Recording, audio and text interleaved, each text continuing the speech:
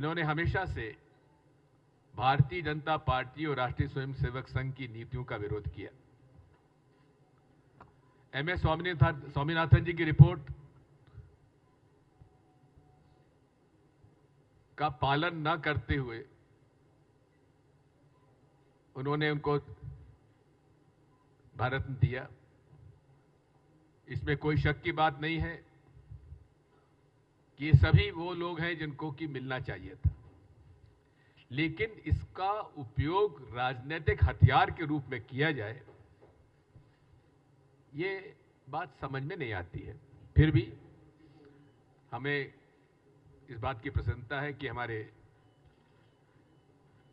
नरसिम्हा राव जी का सम्मान उन्होंने किया है, हम उनके आभारी हैं।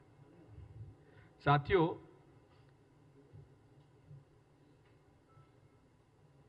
नरेंद्र मोदी जी की सरकार को लगभग 10 साल होने आए और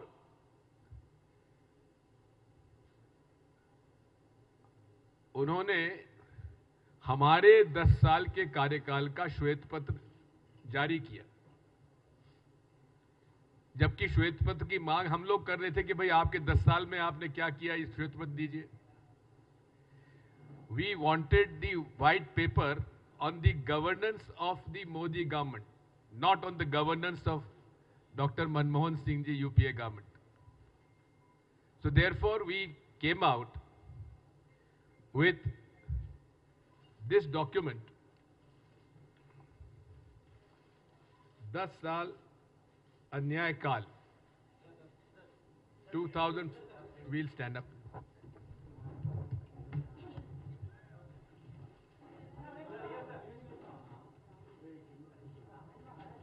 So this is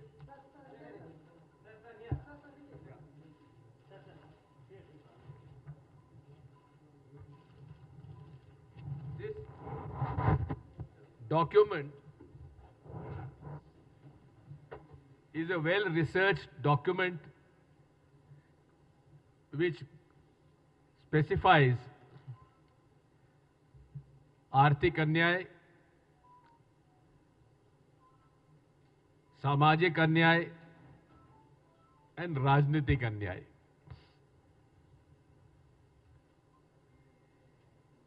यदि आप देखेंगे तो जो इकोनॉमिक इश्यूज पर भारतीय जनता पार्टी की सरकार असफल रही है, बेरोजगारी, महंगाई, किसानों की बिगड़ती हालत,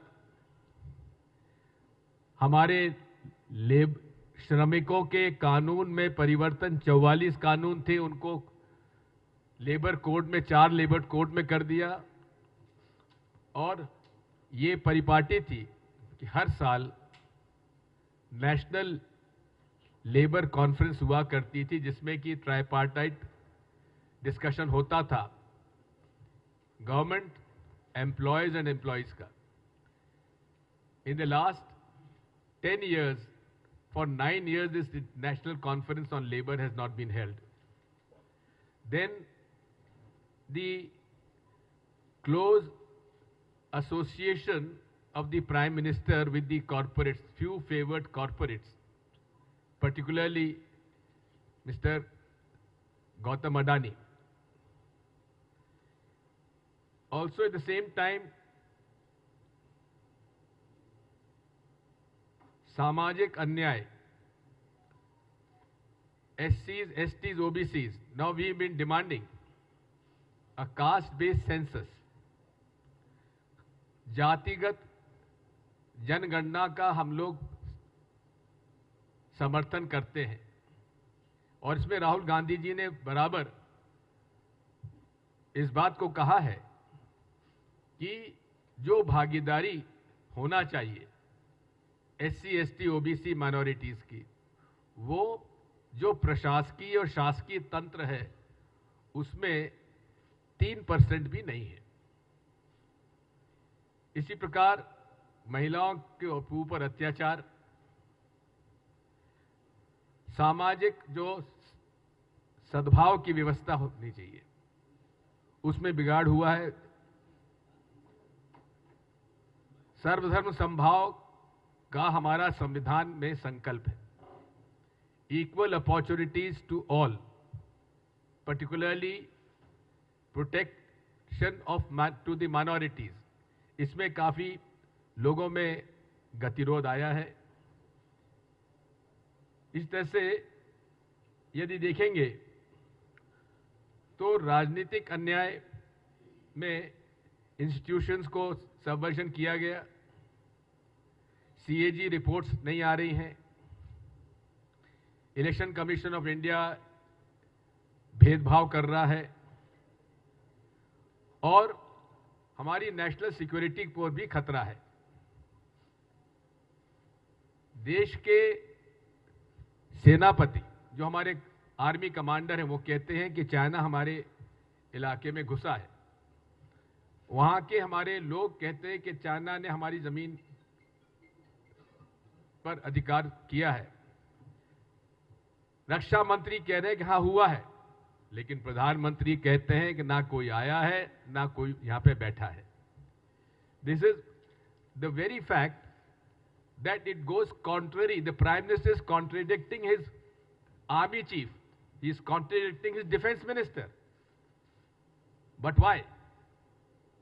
Why doesn't he speak out against China? Why is he so shy of speaking against China? So these are the basic issues. In detail, I would like you to go through the economic, social indicators which have been highlighted. How I will say इन लोगों के साथ अन्याय हुआ, इन वर्गों के साथ, ये हमें इस बात को बताना है। इस देश में भारत जोड़ो यात्रा राहुल गांधी जी ने की, कन्याकुमारी से कश्मीर तक, जिसका मूल उद्देश्य था जो देश में नफरत फैलाई जा रही है, कटुता फैलाई जा रही है, सांप्रदायिक सद्भाव बिगाड़ा जा रहा है, उसको कैसे हम लोग आगे बढ़ाएं। और जो फेमस स्टेटमेंट है, मैं नफरत के बाजार में मोहब्बत की दुकान खोलना चाहता हूं, that was the crux of our Bharat Jodo Yatra. Now the east west yatra is the Bharat Jodo Nyay यात्रा। And the 5 issues of this yatra is giving justice to the farmers, giving justice to the women, giving justice to the youth, giving justice to the labor. And to do that, participation, भागीदारी, किसानों को न्याय, महिलाओं को न्याय, युवाओं को न्याय, श्रमिकों को न्याय, और ये सबको पूरा न्याय दिलाने के लिए सबकी भागीदारी, विच इज द एसेंस। ये हमारा भारत के जो सनातन धर्म की परंपरा है, सर्वधर्म समभाव, वासुदेव कुटुंबकम, उसका ही आधार, this is the idea of India. और वही हमारा कांग्रेस की मेन आइडियोलॉजी रही है और वही इंडियन कॉन्स्टिट्यूशन का मूल आधार है, जिसको कि भारतीय जनता पार्टी वायलेट करने में लगी हुई है।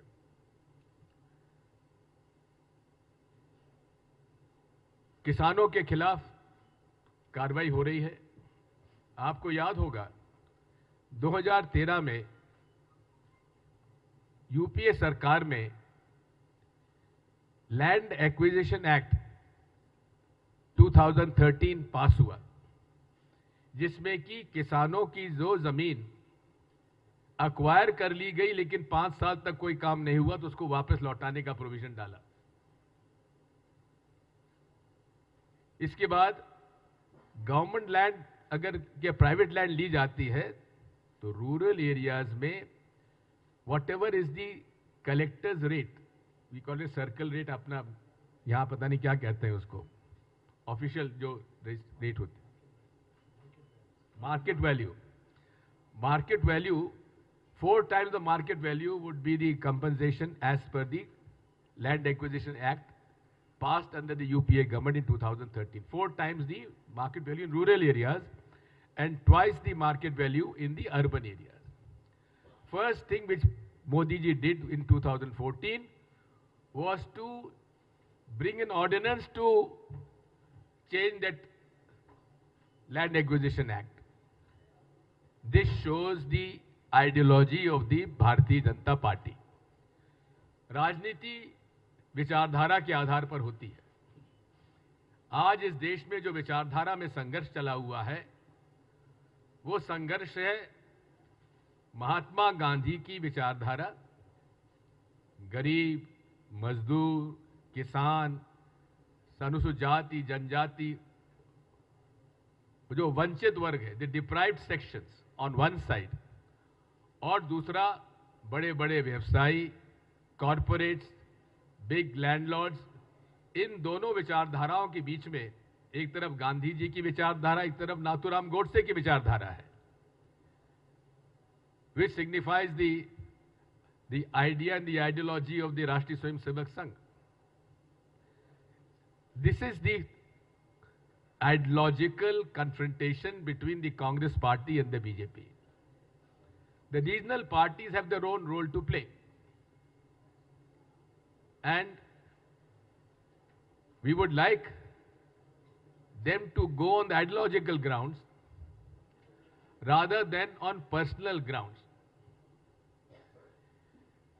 BJP's main political weapons as they stand today are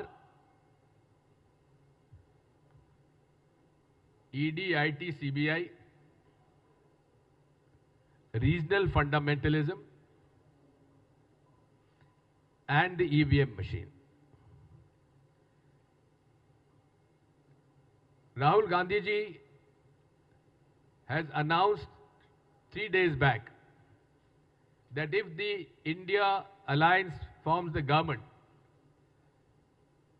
we shall bring the act to promise the minimum support price to the farmers. This is the first Nyay guarantee which the Congress party has announced. Modi ji बार बार Modi guarantee की बात करते हैं, लेकिन Modi guarantee का यदि अगर आप रिव्यू करेंगे 2014 से लेकर आज तक, इन्होंने प्रॉमिस किया था काला धन आ जाएगा विदेशों से, काला धन नहीं आया, और स्विस बैंक्स में जितना पैसा पहले गया था उससे ज्यादा पैसा मोदी सरकार में चला गया. अब जगह जगह कहते हैं हमने राम लला को मंदिर में 500 साल के बाद बिठा दिया. अरे आपने 500 साल में तो इनको बिठा दिया, लेकिन जो यहां से करोड़ों रुपए, 10 लाखों करोड़ रुपए लेकर भागे भगोड़े, नीरव मोदी, विजय माल्या और पता नहीं कौन कौन, आप उनको वापस नहीं लाए, आप रामलला को वापस लाने की बात करते हैं. बात वही है. इन्होंने कहा था 15 लाख सबको दे देंगे, किसी को नहीं मिला. अच्छे दिन आएंगे, महंगाई कम होगी, अनेक, और ये भी एमएसपी की गारंटी भी कहा था. मोदी गारंटी का मतलब यह है कि केवल जुमला, खुद अमित शाह जी ने कहा था कि 15 लाख रुपए हम जो की बात कही थी केवल जुमला था. मोदी गारंटी है मतलब जुमला, और हमारी गारंटी है मजबूत. मैं आभारी हूं तेलंगाना के मतदाता भाई और बहनों का, जिनको उन्होंने की कांग्रेस की सरकार लाए, और हमारी 6 गारंटी हैं जो 100 दिन में हम लोग पूरा करेंगे. महालक्ष्मी, रायतू भरोसा, गृह ज्योति, इंद्रमा हाउसेस, युवा विकासम, चेयुथा, हैंड इन हैंड. इनमें से free travel for women in Telangana state transport corporation चालू हो गया है for women. Rajiv Aarogyasri health insurance 10 lakh का चालू हो गया है, और बाकी का भी हम लोग 100 दिन के अंदर पूरा करेंगे.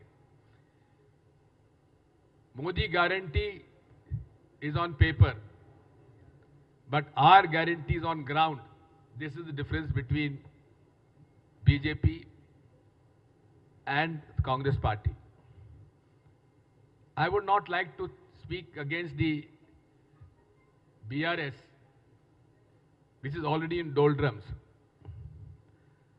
But the fact remains that the issue today, आज जो महत्वपूर्ण मुद्दा है, किसानों को जो वादा किया था मोदी सरकार ने आज से 4-5 साल पहले कि एमएसपी लागू करेंगे, किसानों पर जो केस झूठे केस बनाए गए हैं वो वापस लिए जाएंगे, लखीमपुर खेरी में जिस किसान आंदोलन के नेता को हत्या की गई उसके खिलाफ कार्रवाई होगी। ऐसे अनेक जो वादे हैं वो मोदी सरकार ने गारंटी ली थी, इसी वजह से वहां का आंदोलन समाप्त हुआ था। 4 साल में उसको पूरा नहीं किया गया। उसको याद दिलाने के लिए सारे किसान संगठनों ने वापस अब मोर्चा चालू किया है और आप देख रहे हैं किस कदर लोगों पर अत्याचार किया जा रहा है। किसानों पर कीलें गाड़ दी गई हैं, मेन हाईवे पर सीमेंट के कंक्रीट स्ट्रक्चर्स खड़े कर दिए, ड्रोन से टीयर गैस छोड़ा जा रहा है,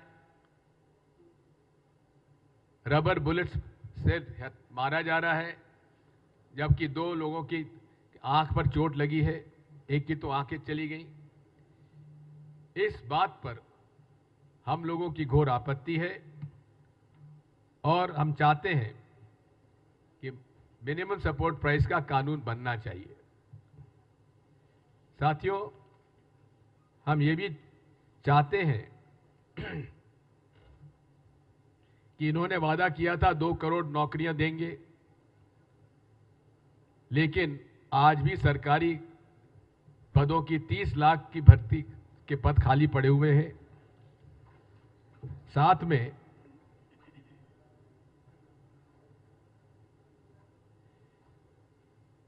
इन्होंने, अगर आप देखेंगे कि 1947 से 2014 तक इस देश में जो कर्जा लिया गया था वो अब कितना बढ़ गया है, इसको आपको देखेंगे कि उस समय लगभग 33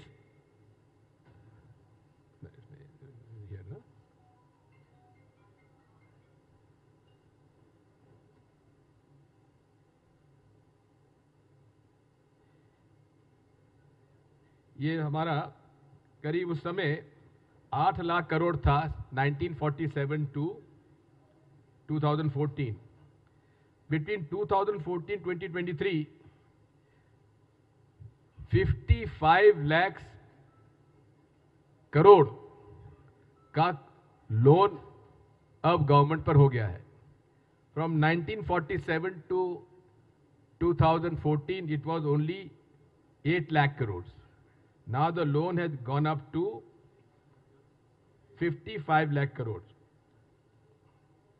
Now also you must see, मैंने जो आपसे कहा था विचारधारा का फर्क है, एक तरफ गरीब किसान है, मजदूर है और दूसरी तरफ कॉर्पोरेट्स हैं। बड़े कॉर्पोरेट्स के लोन राइट ऑफ किए हैं। 14.5 lakh crore loans were written off during Modi government. Under UPA government of 10 years, it was only 2.2 lakh crores. लेकिन किसान का कर्जा यूपीए सरकार में 72,000 करोड़ कर्जा माफ हुआ था। We wrote off loans to farmers to the tune of 72,000 crores, but they have not done so. Not a single farmer loan has been written off during the 10 years of Modi regime. This is what the facts are in details we have given you. The decisions of demonetization has finished the MSME sector. It has brought inflation, and the GST, which was being opposed by Mr. Narendra Modi throughout when he was the Chief Minister. What has been now brought in, that format, is totally against the small and medium traders. GST has been imposed on almost every section, which is destroying the economy. Therefore, in details, we have given the figures before you. Friends, I would like to assure you that the Congress party stands for the welfare of the poor, the deprived, the middle class, which is now being burdened with the high inflation and unemployment. जो बेरोजगारी और महंगाई बढ़ती जा रही है, इससे हमारे अनुसूचित जनजाति पिछड़ा वर्ग के लोगों पर और मध्यम वर्गीय परिवारों पर भी बढ़ती जा रही है, फिक्स्ड इनकम ग्रुप्स पर भी। नेट सेविंग्स कम होती जा रही है, आमदनी कम हो रही है, खर्चा ज्यादा हो रहा है, गरीब गरीब होता जा रहा है, अमीर अमीर होता जा रहा है। इन सब बातों पर हमें ध्यान देने की आवश्यकता है और इसीलिए आज ये हमारी बैठक हमने बुलाई थी। अगर कोई प्रश्न पूछना चाहते हैं तो पूछ लीजिए। One by one, I think भाई you will have to tell who to by rotation. Please introduce yourself also then also. Okay.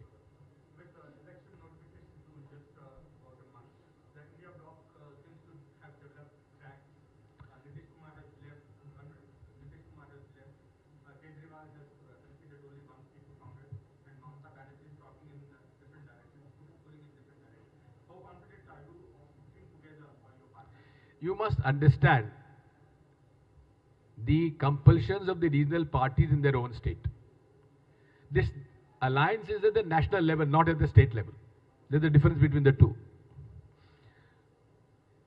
What is most important is the fight against the ideology of the RSS, the ideology of hatred, the ideology of the prosecution of the weaker sections and the minorities. So this fight is at the national level, not the state level, number one. Number two, as far as Bengal is concerned, Deepa Das Munshi ji is from Bengal. Probably she'll be able to explain to you in a better way. In Punjab,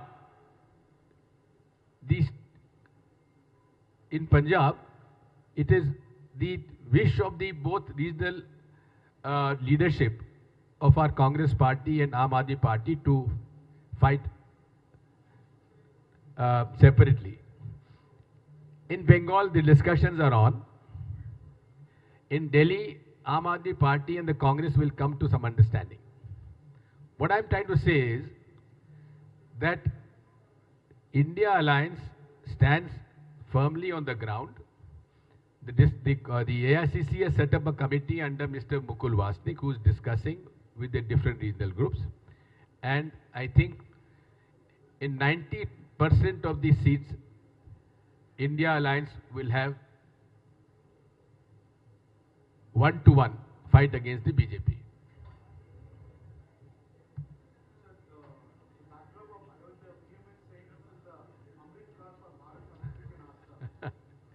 It is not Amrit Kal, it is a Vidhvans and a Vinash Kal for this nation.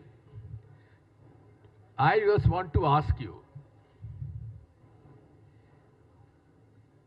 भगवान राम हम लोगों के लिए आस्था के रूप है. It is my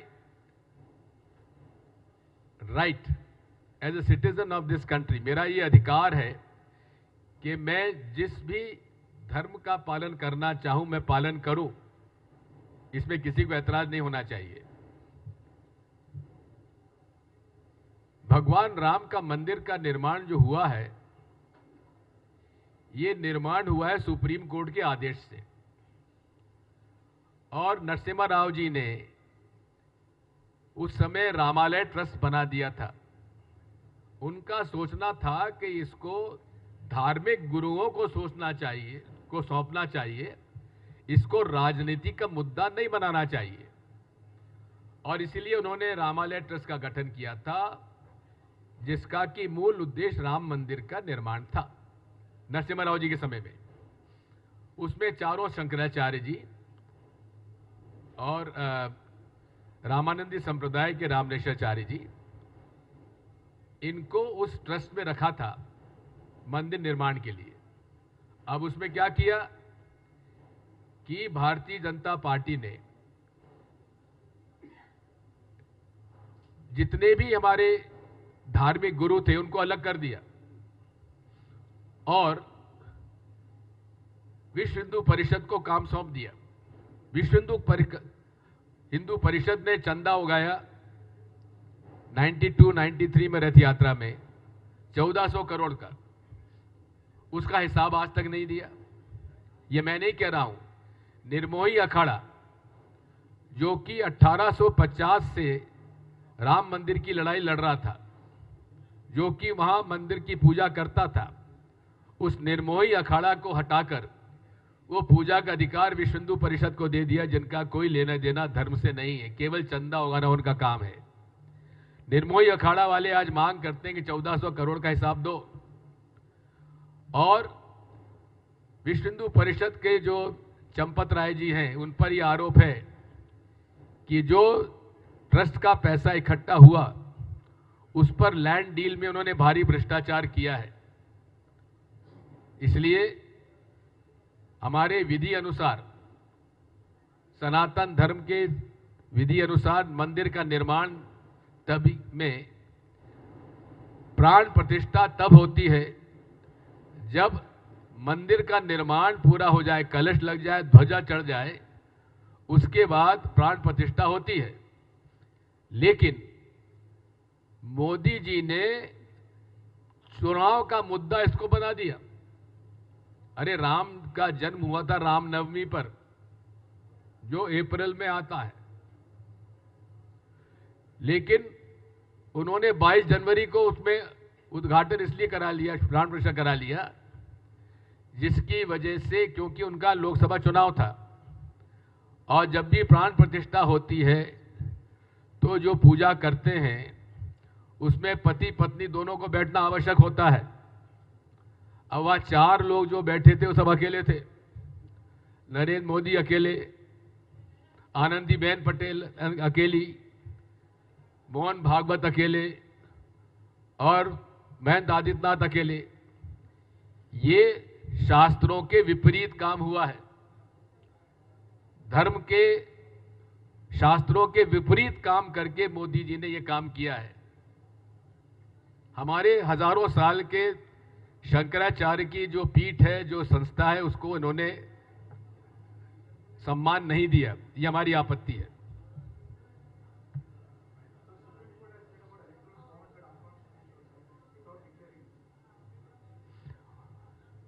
I have not seen the order yet. Have they commented or issued an order?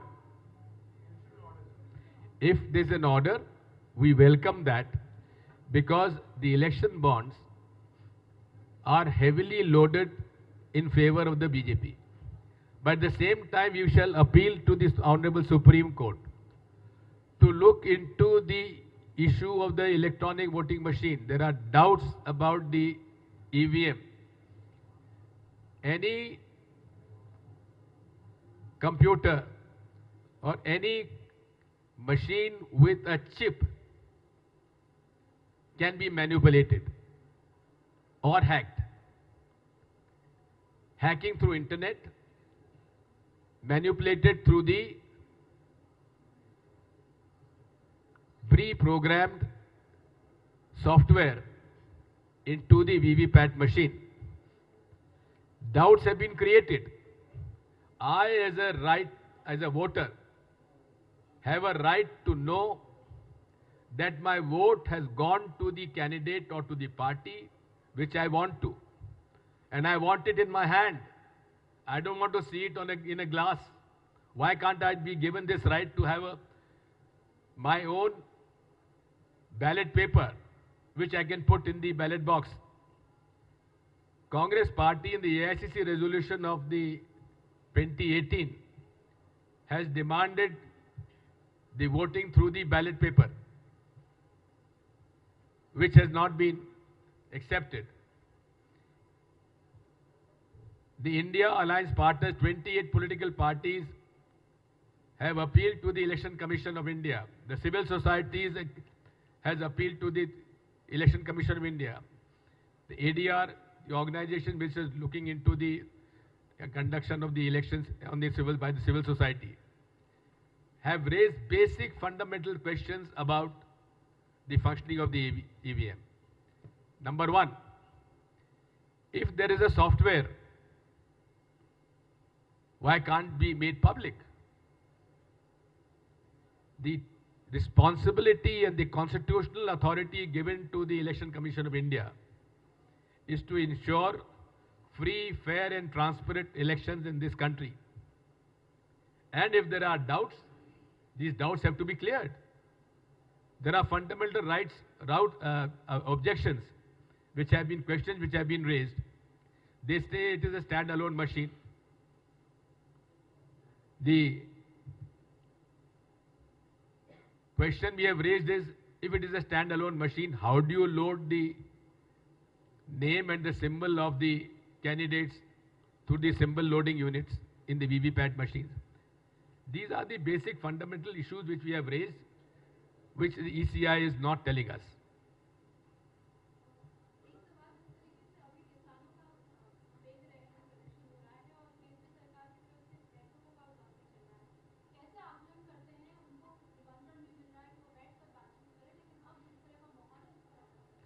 देखिए, बात यह है, जैसा मैंने आपसे कहा था कि देश में एक तरफ है गरीब, एक तरफ है अमीर।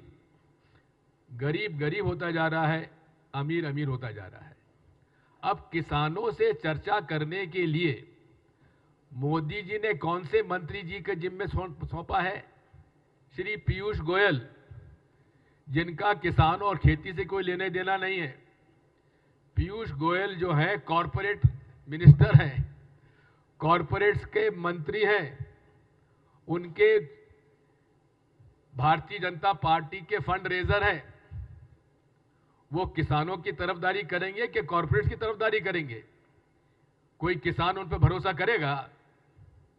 ये एक बेसिक प्रश्न है। इसकी साफ नीयत है मोदी जी की कि वो किसानों के पक्ष में नहीं है, वो कॉरपोरेट्स के पक्ष में है। You have asked question, anything? Anyone else? Okay, yes.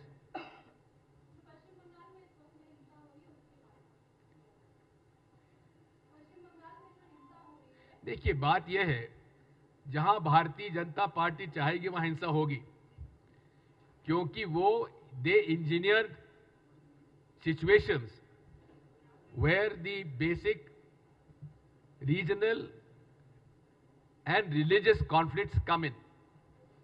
Therefore, Bharatiya Janata party पूरी तरह से इसके लिए जिम्मेदार है। Yes, last question. Statement of former leader Jagjit Singh, BJP is saying that it's politically motivated. He says that the graph of Modi has gone up after Ram Temple, it will be brought down, and that statement also is saying the entire movement is politically motivated. Please do understand, the Ram Mandir was not such a big issue when the farmers were promised certain issues like the MSP, withdrawal of cases, etc. So, BJP is basically master in disinformation campaign, and they've engaged global PR agencies to spread rumors, false news, fake news. They are experts in sort of putting fake news on WhatsApp. So therefore, there is no connection between the Ram temple and the farmers' agitation. Thank you.